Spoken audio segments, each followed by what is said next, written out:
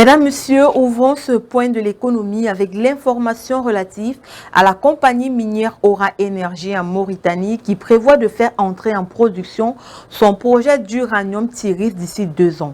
Cette dernière a annoncé l'imminence d'un programme de forage de 15 500 mètres destiné à tester de nouvelles cibles d'exploration à son projet d'uranium Tiris. L'objectif de la campagne est d'améliorer l'estimation du ressource du projet qui s'élève actuellement à 58,9 millions de livres d'uranium 308. Selon les détails fournis le 17 octobre dernier, la société a identifié cette nouvelle cible d'exploration grâce à des travaux préliminaires réalisés sur le projet. Elle a indiqué que ces cibles laissent penser à des extensions potentielles de la minéralisation uranifère et pourraient transformer Tiris en un projet de classe mondiale. Elle s'attend non seulement à une augmentation des ressources à 100 millions de livres d'uranium 308, mais aussi à l'amélioration des paramètres économiques.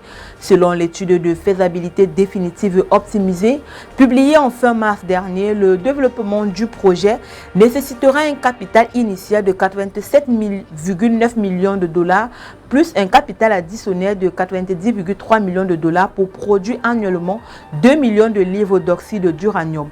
La durée de vie du projet est actuellement estimée à 16 ans.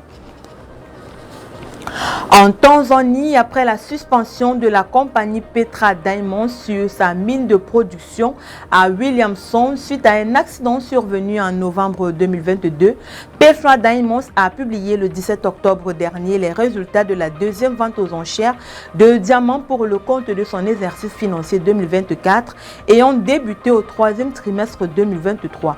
Pour la première fois depuis plusieurs mois, la compagnie a intégré dans les lots proposés à ses clients des diamants provenant de sa mine Williamson où la production a repris en juillet dernier. Pour cette deuxième session de l'exercice tenue entre septembre et octobre, notons que la compagnie a vendu 444 029 carats de diamants en baisse de 36% par rapport à la première vente aux enchères réalisée en août. Les revenus ont également diminué de 49% pour atteindre 40,5 millions de dollars. Surtout, la compagnie a enregistré des revenus totaux de 119,8 millions de dollars pour les deux sessions contre 161,3 millions de dollars pour les mêmes sessions au cours de l'exercice précédent. Ce résultat est un énième exemple du ralentissement du marché des diamants naturels depuis plusieurs mois avec une baisse des prix et de la demande. Selon Petra Diamonds, les prix des diamants bruts comparables ont baissé de 14,2% par rapport aux deux appels d'offres équivalents de l'année fiscale 2023. En réaction à cette situation, rappelons que le russe Al-Rosa puis le sud-africain de BS ont décidé de réduire leur offre de diamants pour 2023 afin de favoriser une remontée des prix. Au Cameroun, le ministre des Finances, Louis Paul Motazé, a signé le 17 octobre dernier à Beijing en Chine une convention fiscale avec l'Empire du Milieu qui vise l'élimination de la double imposition en matière d'impôts sur le revenu et la prévention de la fraude et de l'évasion fiscale. Selon l'Organisation de coopération et de développement économique, la double imposition est une source d'obstacles aux échanges commerciaux et aux investissements entre les pays. Elle est le résultat de la perception d'un impôt comparable dans deux États auprès des mêmes contribuables sur une même matière imposable et pour une même période de temps. Afin d'éviter cette pratique qui, selon les experts, freine le commerce international, les investissements transfrontaliers et les mouvements de personnes, les États signent généralement des conventions fiscales. À en croire le ministère des Finances, celle que vient de signer le Cameroun et la Chine au terme d'un long processus de négociation entamé en 2013 marque une étape décisive dans la mise en œuvre de la stratégie nationale de développement 2020-2030 en abrégé SND 30 et vers l'émergence du Cameroun à l'horizon 2035. Il faut dire que la signature de cette convention fiscale survient au moment où le gouvernement camerounais s'est engagé dans la concrétisation de projets d'exploitation de minerais très souvent prisés par la Chine. C'est le cas du projet minier de Mbalam-Nabeba, gisement de fer de niveau mondial à cheval sur le Cameroun et le Congo. Pour la construction du chemin de fer rendant exploitable ce gisement, l'État du Cameroun a jeté son dévolu sur Bestway Finance Limited qui s'est allié au Chino Arsino. Quant à la licence d'exploitation du gisement, elle a été octroyée le 17 août 2022 à Cameroun Mining Company, entreprise également liée à Bestway Finance Limited qui a récemment annoncé des accords avec au moins 4 entreprises chinoises sur le projet. Sur le gisement de fer de Lobé à Kribi, dans la région du Sud, c'est au Chinois Sinosteel qu'est revenu le permis d'exploitation signé le 1er juillet 2022 par le chef de l'État camerounais. En paraphant cet accord avec la Chine, le Cameroun compte désormais 15 conventions de non-double imposition et 2 conventions multilatérales à portée globale.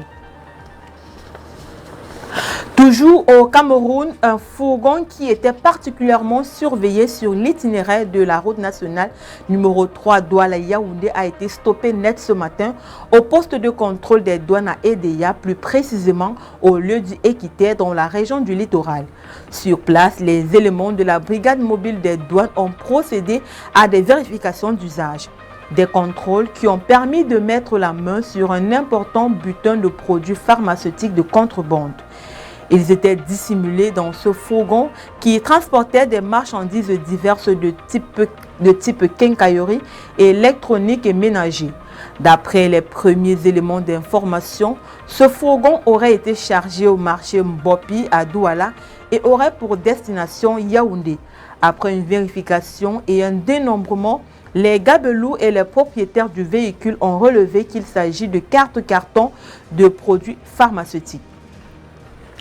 En République démocratique du Congo, le gouvernement ambitionne investir plus de 4100 milliards de francs CFA dans le développement de l'agriculture sur une période de 10 ans. Selon le communiqué de la BAD, parvenu à Ecomatin le 15 octobre dernier, c'est au cours du DRC Agribusiness Forum que cette information a été révélée. Bien que les moyens à mettre en œuvre pour la mobilisation de cette enveloppe n'ont pas été mentionnés. Pour Solomon Kone, directeur général adjoint de la BAD pour l'Afrique centrale et responsable pays de la RD Congo, le pays a les moyens indéniables d'être le grenier de l'Afrique, l'épicentre de l'industrie agricole continentale et également un vivrier de prospérité.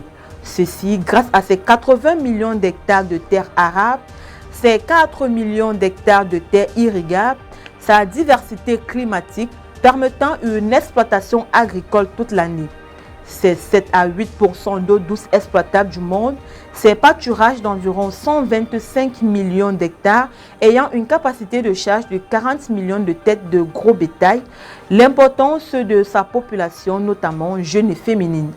À la demande de la RD Congo, la Banque africaine de développement en abrégé BAD consacrera la totalité des allocations disponibles du pays au cours du cycle du FAD 16 en 2023-2025 au soutien des opérations d'appui au programme de transformation de l'agriculture qui constitue l'épine dorsale du document de stratégie pays de la Banque pour la RDC ces 5 prochaines années.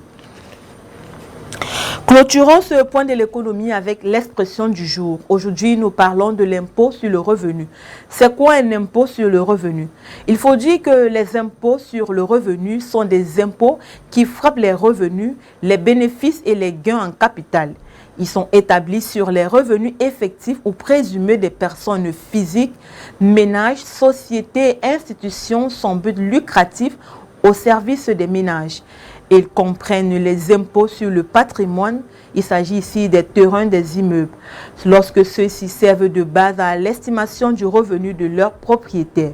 Pour les ménages, cet impôt comprend essentiellement l'impôt sur le revenu des personnes physiques, la contribution sociale généralisée et la contribution pour le remboursement de la dette sociale. Pour le domaine des entreprises, il s'agit principalement de l'impôt sur les sociétés.